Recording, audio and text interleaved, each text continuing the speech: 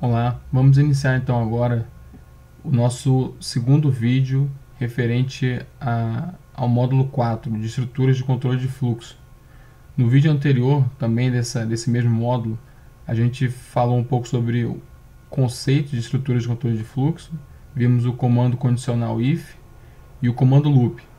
Nesse vídeo agora, a gente vai tratar sobre o comando while, vamos ver também o comando case. Vamos apresentar o exercício proposto número 4 para ser resolvido por vocês e mostrar a resposta do exercício proposto número 3, que foi apresentado no módulo 3, que tratou sobre parâmetros. Bom, então iniciando, vamos falar do comando while. E para facilitar o entendimento desse comando, a gente vai utilizar esse simbolismo aqui da bola e do atleta. Basicamente, esse comando diz o seguinte: enquanto a ação X estiver acontecendo, o comando Y deve ser executado pelo shell. Então, vendo aqui o nosso exemplo, enquanto a bola estiver quicando, eu solto uma bola no ar, e enquanto ela estiver quicando, antes de parar completamente, o atleta tem que ficar segurando o peso. A partir do momento que a bola parar de quicar, esse atleta pode parar a sua ação, ou seja, pode abaixar o peso que ele está carregando. Lendo a sintaxe do comando while, literalmente, conforme está aqui no slide, então a gente vê que na primeira linha diz: enquanto a expressão declarada retornar o código de retorno 0, ou seja, enquanto a expressão for bem sucedida, do, de faça, né? Então está sendo enviado um comando para o shell, para ele executar os comandos 1, 2 e n. Então, enquanto a expressão da primeira linha for verdadeira, retornar o código 0, os comandos 1, 2 e n serão executados. A partir do momento que a expressão que estiver na primeira linha não for mais bem sucedida, ou seja, retornar um código diferente de 0, o script ele vai ser encerrado. Vamos fazer então agora um exercício de fixação para consolidar bem esse conceito aí do comando while. O contexto desse exercício de fixação é o seguinte: supomos que eu esteja no meu ambiente de trabalho e eu tenho um colega chamado Felipe que diariamente me oferece carona. Então eu quero que o shell me diga a hora exata que o usuário Felipe se deslogar do sistema, porque isso aí vai implicar que a minha carona está indo embora. Então, basicamente, o script vai ficar sendo executado durante o dia inteiro de trabalho, né? No caso, no contexto desse exercício, e no momento exato que o usuário Felipe se deslogar do sistema, o shell tem que me mostrar uma frase dizendo que o usuário Felipe se deslogou, vá atrás da sua carona. Então, vamos executar aqui. Antes da gente fazer a análise do código, né? Vamos executar o script.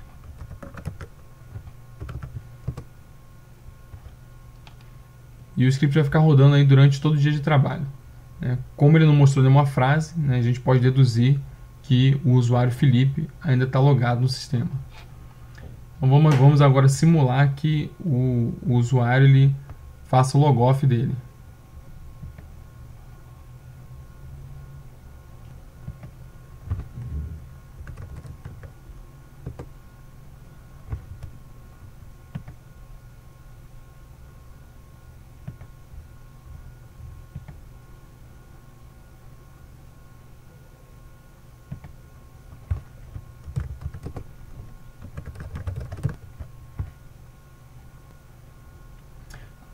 Bom, aí está.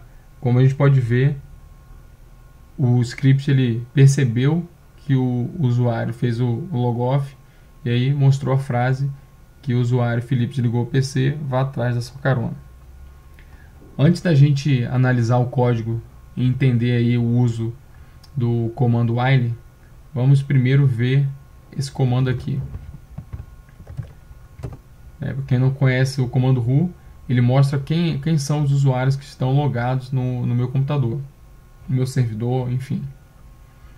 E esse comando vai ser útil para a gente aí no nosso script.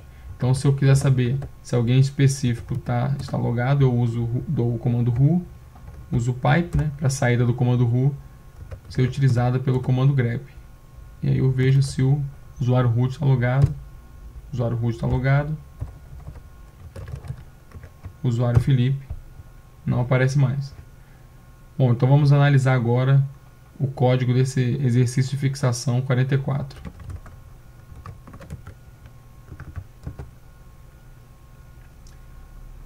Bom, basicamente a gente usa o comando while, né, e executa aquele comando que nós vimos agora há pouco, o who, pipe, grep e Felipe. Perceba que eu utilizei um redirecionador, né, para que qualquer saída seja enviado para o /dev/null, né, o chamado buraco negro. Enquanto essa expressão ela for verdadeira, o script ele vai adormecer por 30 segundos, vai ficar 30 segundos inativo. Depois desses 30 segundos, a expressão vai ser executada de novo. Então vai ser feita uma nova verificação para ver se o grep Felipe vai ser válido. Sendo válido, ele permanece adormecido por 30 segundos e realiza a verificação novamente depois desses 30 segundos. Caso em uma dessas verificações que ele vai fazer durante o dia, a expressão não tem um código de retorno 0, ou seja, a expressão who, pipe, grep, Felipe não seja mais verdadeira, ou seja, o usuário tenha sido deslogado, o script vai apresentar para mim a frase: o Felipe desligou o PC, vá atrás da sua carona.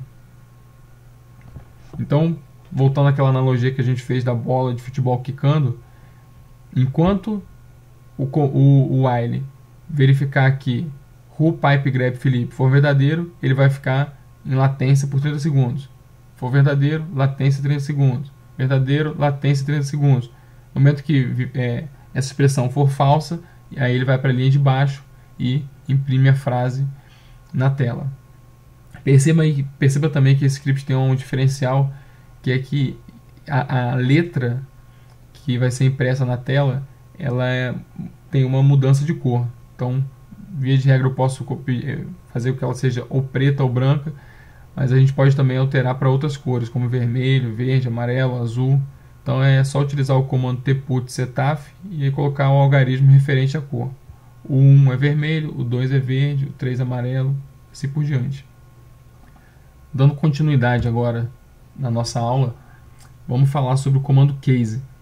Esse comando ele é bem parecido com o condicional if, né, que a gente viu no vídeo passado, que ele é um comando de tomada de decisão. Dependendo do parâmetro da variável que ele receba, né, ele vai seguir por um caminho ou por outro.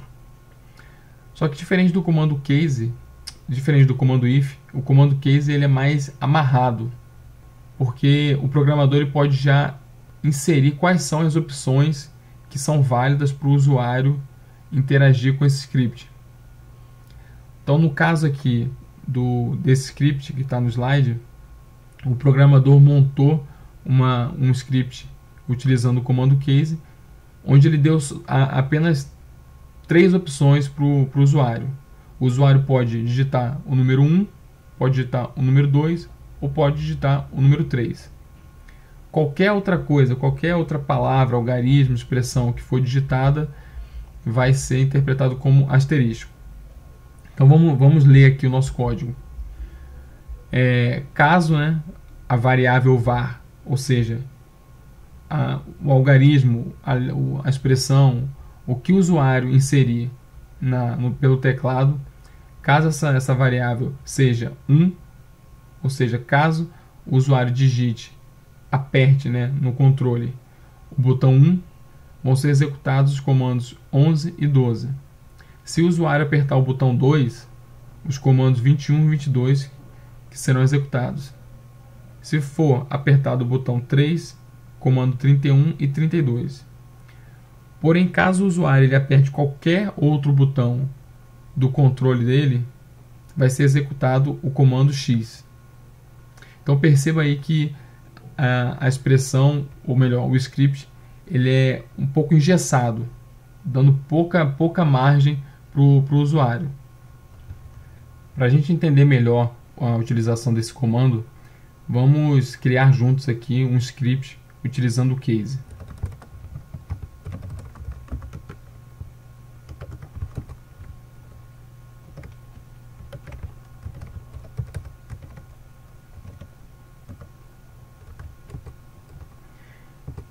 Esse script que a gente vai criar vai ser uma ferramenta do administrador para ele gerenciar usuários no seu sistema.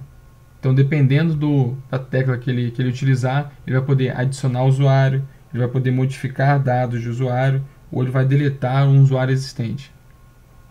Então, por exemplo, se eu apertar A, vão ser adicionados usuários ao sistema. Se eu apertar B, os dados de um usuário existente vão ser modificados. Se eu apertar C, eu vou deletar um usuário existente. Então vamos criar aqui o nosso script.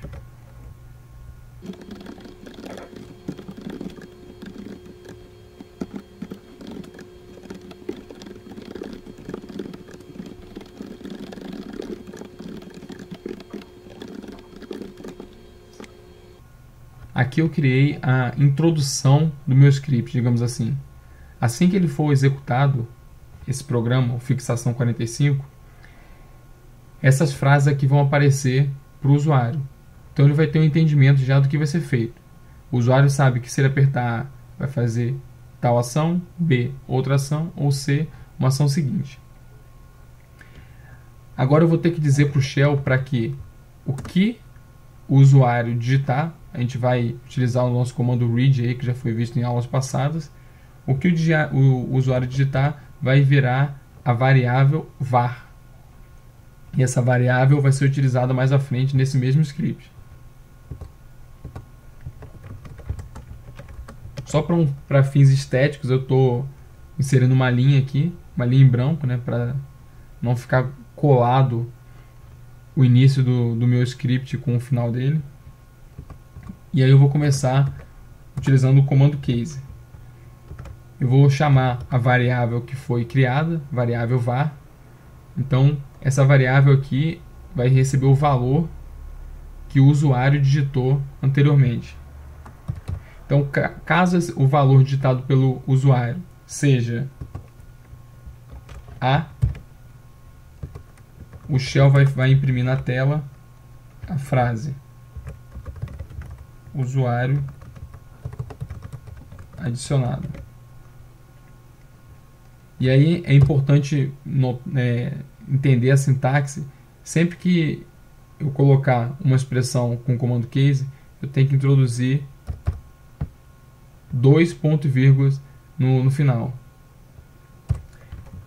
Se o usuário, por sua vez, digitar a letra B, vai ser impresso. Não pode esquecer o ponto e vírgula.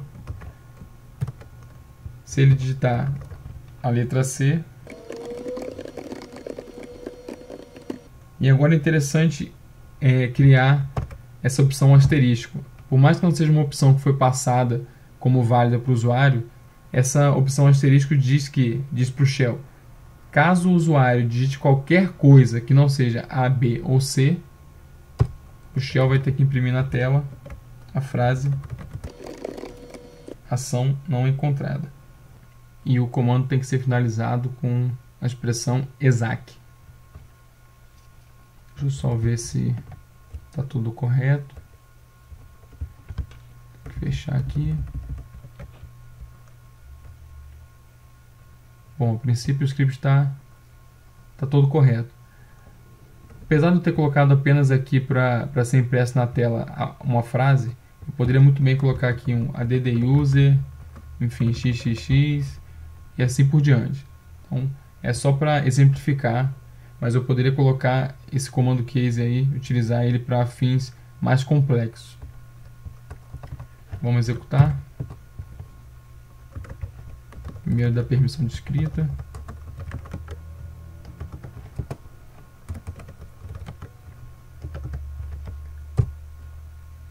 Ele vai perguntar o que deseja realizar, vai informar quais são as opções válidas. Então eu vou colocar aqui, quero deletar um usuário excluído. Caso eu coloque alguma coisa diferente de A, B ou C, se eu colocar um número, por exemplo, ação não encontrada. Então esse é o comando case, né? A sintaxe dele foi essa que nós acabamos de ver. Vamos passar agora então para o nosso exercício proposto número 4, que vai tentar colocar em prática, fazer com que vocês pratiquem os conceitos que foram vistos nesse módulo 4, referente tanto a essa aula, a esse vídeo, quanto ao vídeo anterior. Então é um exercício um pouco mais complexo, né, do que os que a gente já fez. O comando da questão é essa aqui. Então, caso vocês tenham alguma dúvida, podem dar um pause aí no vídeo para poder ler com calma o que realmente está sendo pedido, ver aqui as observações. Mas em linhas gerais, essa questão pede o seguinte: que a gente crie um arquivo chamado auxiliar.txt e nesse arquivo coloque 4 endereços de domínio, 2 que existam e 2 que não existam.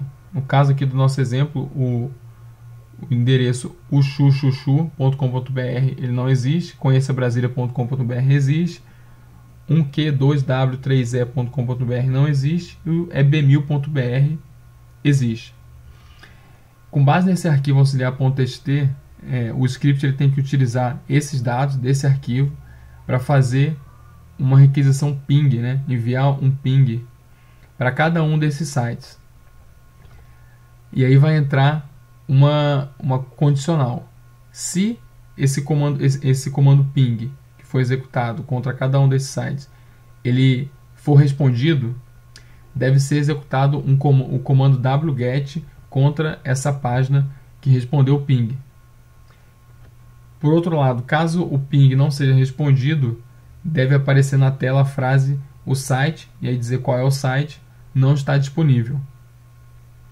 Esse comando wget, né, que vai ser executado contra os sites que estão ativos, ele basicamente faz uma requisição para o servidor web que hospeda essa página para pegar o arquivo, ou melhor, para pegar o arquivo raiz dessa página, chamado também de index.html. Leiam aí com calma o comando da questão, mas para facilitar eu vou executá-la aqui, né? Não vou mostrar a resposta, eu vou só mostrar a execução para ficar um pouco mais claro. Então eu tenho que criar o arquivo auxiliar.txt, no caso ele já está criado, né? Com 4 domínios, um domínio por linha, 2 existem e 2 não existem. Então executando o nosso, primeiro vamos ver aqui o que tem dentro desse diretório, né? Percebam que não tem nenhum arquivo index.html. Se eu executar o nosso exercício proposto número 4,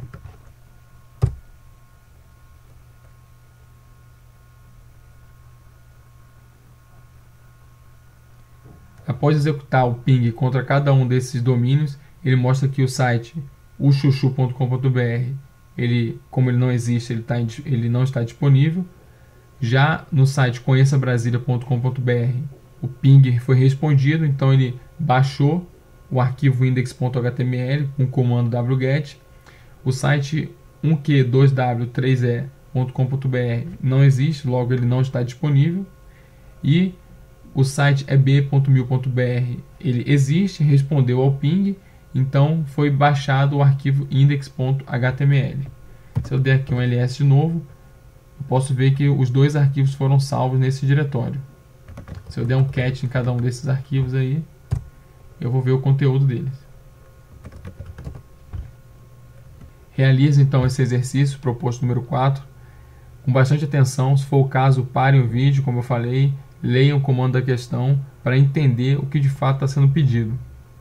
E na próxima aula, no módulo 5, ao final dela, a gente vai apresentar uma sugestão de resolução para esse exercício proposto número 4. Agora vamos apresentar uma sugestão de resposta do exercício proposto número 3, que foi apresentado no módulo 3. Essa aí foi a questão apresentada. Então, quem não lembra aí, dê uma lida rápida para relembrar.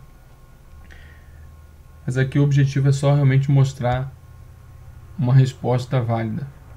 Executando o nosso script. Então você digitou um site para ser verificado, o resultado desse script encontra-se em /home/ping. Então vamos fazer uma análise.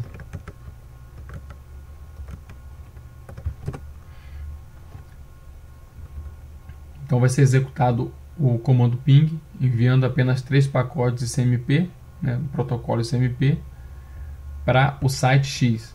Esse site X aqui, ele vai ser passado pelo usuário. Então essa variável aqui na verdade é uma variável posicional, ou seja, é um parâmetro. O primeiro parâmetro digitado pelo usuário vai ser o alvo do meu comando ping. A saída desse meu comando ping vai ser redirecionada para o arquivo /home/ping.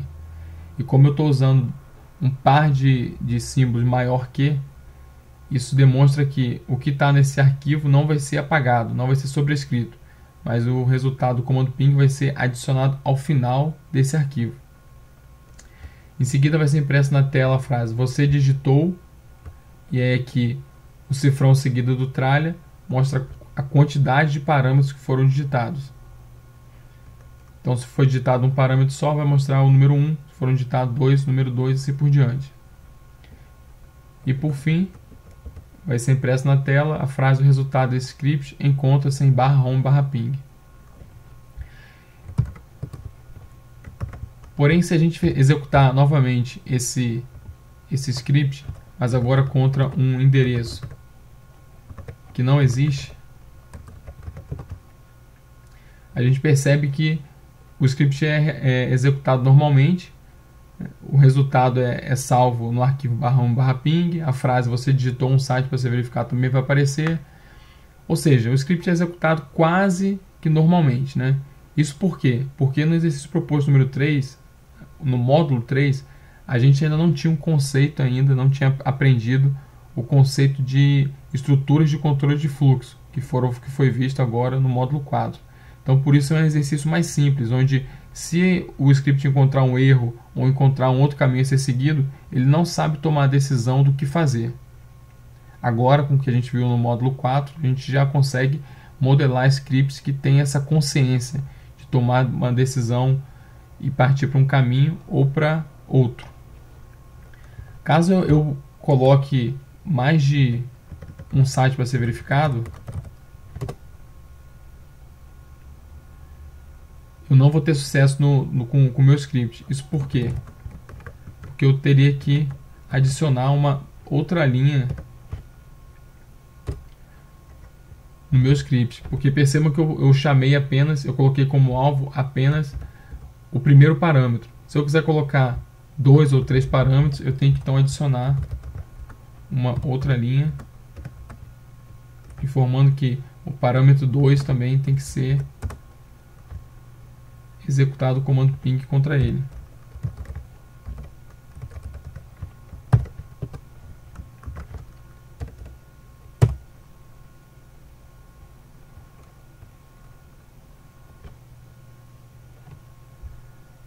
Bom, essa foi então uma resposta possível, né, para o exercício proposto número 3. Agora foquem no exercício proposto número 4.